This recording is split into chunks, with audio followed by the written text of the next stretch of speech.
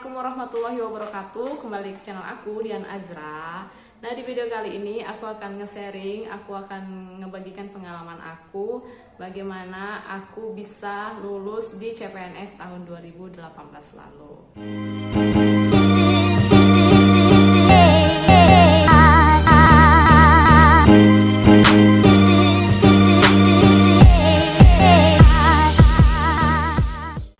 Jadi saya adalah salah satu CPNS tahun 2018 lalu yang lulus di salah satu kabupaten yang ada di Provinsi Sulawesi Utara. Jadi waktu pembukaan CPNS tahun 2018 lalu, saya mengambil formasi D3 Kebidanan dengan jabatan bidan terampil di salah satu puskesmas yang ada di Kabupaten Minahasa Selatan, tepatnya di Puskesmas Kumulembuai. Kalau teman-teman boleh mau lihat di mana sih Puskesmas Kumulembuai dan Kabupaten Minahasa Selatan, teman-teman boleh lihat di Google Map ya. Di situ ada puskesmas saya pastinya. Pasti sebagian dari subscriber saya sudah tahu kalau saya itu aslinya orang Riau dan selama ini saya sekolah dan kuliah itu di Sumatera Utara. Kenapa kakak kok milih lokasi jauh banget sampai di Sulawesi Utara, nyebrang pulau, jauh banget lah, berapa pulau yang dilewati dari Sumatera ke Sulawesi Utara. Jadi ceritanya itu kayak gini. Waktu pembukaan CPNS tahun 2018 lalu, saya di situ kuliah D4 Kebidanan. Jadi saya setelah kuliah D3 Kebidanan, saya kerja 1 tahun, lalu saya nyambung ke D4 Kebidanan. Dan ketika pembukaan CPNS tahun 2018, saya di situ sementara nyusun skripsi. Tetapi saya sudah seminar proposal, jadi tinggal lanjutin penelitiannya. Nah, karena saat itu saya sedang sibuk-sibuknya nyusun skripsi, sibuk-sibuknya penelitian, jadi saya tidak memprioritaskan pembukaan CPNS tahun 2018. Saya lebih memprioritaskan bagaimana saya cepat lulus, cepat maju sidang hasil, cepat selesai penelitian. Jadi penerimaan CPNS tahun 2018 saat itu saya nomor 2 kan. Nah, setelah itu saya sudah selesai penelitian, saya sudah selesai maju sidang hasil, saya agak punya banyak waktu luang untuk mencari informasi pendaftaran CPNS tahun 2018 dan saya buka aja langsung web SSCN dan disitu sudah terlampir berapa yang melamar, apa instansi mana, daerah mana, lokasinya mana, jabatannya apa yang dipilih kayak gitu ya. Jadi ketika saya cek D3 Kebidanan dengan jabatan bidan terampil, itu di daerah tempat tinggal saya tidak ada yang membuka lowongan CPNS. Adapun satu pulau yang membuka CPNS bidan terampil, tetapi yang daftar itu udah ribuan, sedangkan yang diterima cuma 2. Jadi kayak ada pertimbangan, aduh mau pilih di sini atau enggak ya, karena jujur saja saya itu tidak mempunyai persiapan untuk mengikuti CPNS tahun 2018 ini. Lalu saya cari instansi yang masih sedikit pelamarnya dan saya ketemu di tempat kerja saya saat ini. Jadi saat itu saya dilema, saya harus milih lokasi yang mana karena dua-duanya banyak pertimbangan. Lalu ketika saya sharing ke keluarga saya itu kayak terserah saya, tergantung saya oke di mana ambil di situ kayak gitu. Lalu kebetulan teman ayah saya datang di rumah dan dia bilang kalau saya ambil saja di Pulau Sulawesi karena kebetulan anak dia juga ambil di Sulawesi, jadi biar barengan aja ke sana kayak gitu. Jadi saat itu saya semakin bimbang, semakin dilema mau ambil di mana kayak gitu kan, kayak aduh kayak ngarah tuh ke Sulawesi gitu.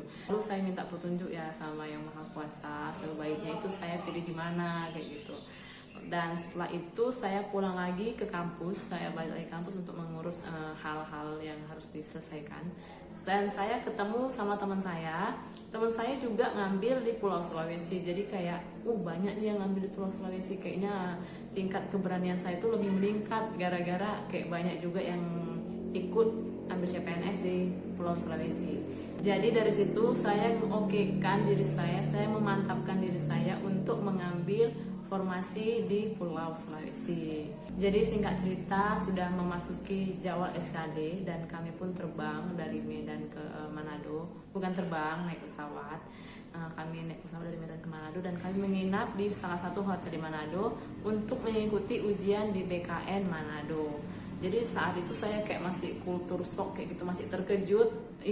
Ternyata di kampung orang tuh berbeda ya sama di kampung sendiri, kayak Ada sih pengalaman tersendiri ketika kita bersaing jauh dari tempat tinggal kita. Seperti ada kesan lain tersendiri kayak gitu.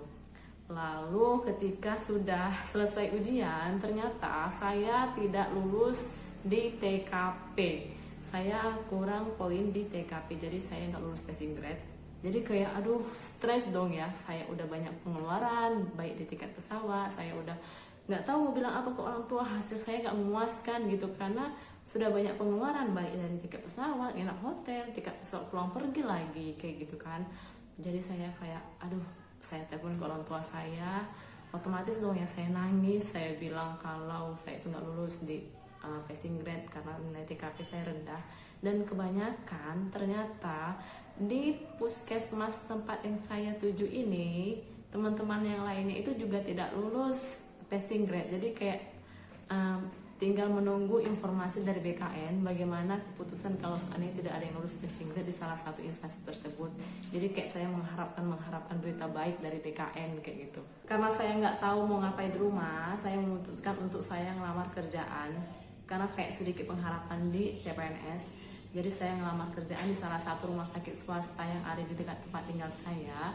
Dan saat itu alhamdulillah saya diterima kerja di rumah sakit tersebut.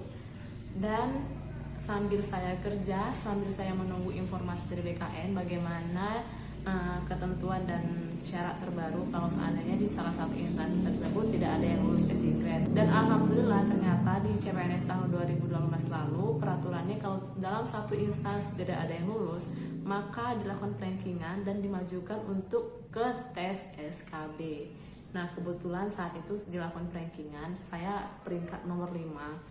Jujur saja saya peringkat nomor 5. Saat itu saya cek nilai teman saya peringkat nomor 1, nilainya sangat tinggi, tetapi dia juga tidak lulus passing grade karena jatuh di TKP. Nah setelah itu saya kayak makin dilema, saya makin rendah diri ya, karena nilai teman saingan saya itu SKD-nya tinggi-tinggi sekali, sedangkan saya agak jauh di bawah gitu ya. Jadi kayak aduh, kayak mau lanjut SKD, mau pergi lagi ke Manado, atau saya lanjut kuliah di rumah sakit swasta ini aja. Kayak ada gitu ya, kayak ada dua pertimbangan. Lalu saya sharing ke orang tua saya bilang sudah, itu tergantung saya lagi gitu ya.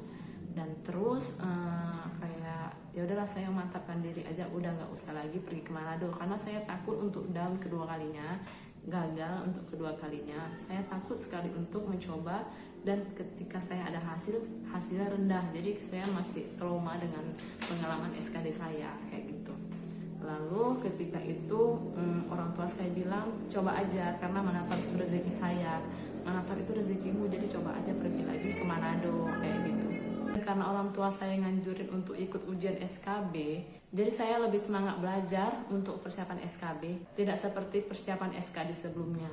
Jadi waktu kerja saya bawa soal-soal UKOM kebidanan yang 3 lalu, saya belajar dari soal-soal di situ, saya baca-baca. Pokoknya kalau ada waktu saya pasti bahas soal, karena saya tahu pengeluaran untuk tes SKB itu sangat banyak ke Manado, ongkos pesawat sudah banyak habis, harus belajar lebih ekstra. Jadi saya belajar lebih ekstra, saya lebih mendekatkan diri kepada Yang Maha Kuasa ya, maksudnya lebih banyak berdoa, lebih banyak bersedekah supaya juga rezeki kita tuh lancar kayak gitu. Jadi itu ya, usaha dan doa emang harus saling mengiringi untuk mendapatkan hasil yang sangat memuaskan. Dan saat itu, saat ujian SKB sudah ditentukan jadwalnya, saya pergi ke Manado dan saya ujian, dan alhamdulillah hasilnya itu sangat memuaskan. Bahkan saya yang awalnya ranking 5, saya bisa mendapatkan hasil peringkat SKB nomor 1 di instansi saya. Jadi ketika saya lihat nilai saya di papan live streaming, nilai saya itu kalau nggak salah urutan keempat dari semua yang mengikuti SKB. Jadi ketika teman-teman punya nilai SKB yang sangat memuaskan, maka insya Allah nilai teman-teman juga akan menjadi lebih tinggi, karena bobot SKB itu dikali 60%, sedangkan SKD bobotnya cuma dikali 40%. Jadi karena SKB itu saya agak terbantu, nilai saya agak terdorong ke atas, dan alhamdulillah saya masuk salah satu rankingan yang menjadi lulus CPNS tahun 2018 lalu. Jadi itu cerita pengalaman saya. Saya bercerita begini bukan karena ingin membanggakan diri saya, tetapi saya ingin kalau teman-teman itu juga mempunyai semangat yang lebih ekstra daripada saya. Ketika teman-teman mempunyai hasil SKD itu peringkat paling bawah, tetapi teman-teman juga bisa menaikkan peringkat teman-teman di SKB kalau belajar teman-teman lebih ekstra. Jadi saya harap untuk semua teman-teman yang nonton di video kali ini, saya doakan lulus CPNS tahun 2019 dan mendapatkan hasil yang memuaskan. Tetapi dengan catatan jangan lupa berusaha dan berdoa. Terima kasih sudah menonton, jangan lupa klik tombol subscribe dan klik like dan bunyikan notif loncengnya ya. Terima kasih, bye-bye.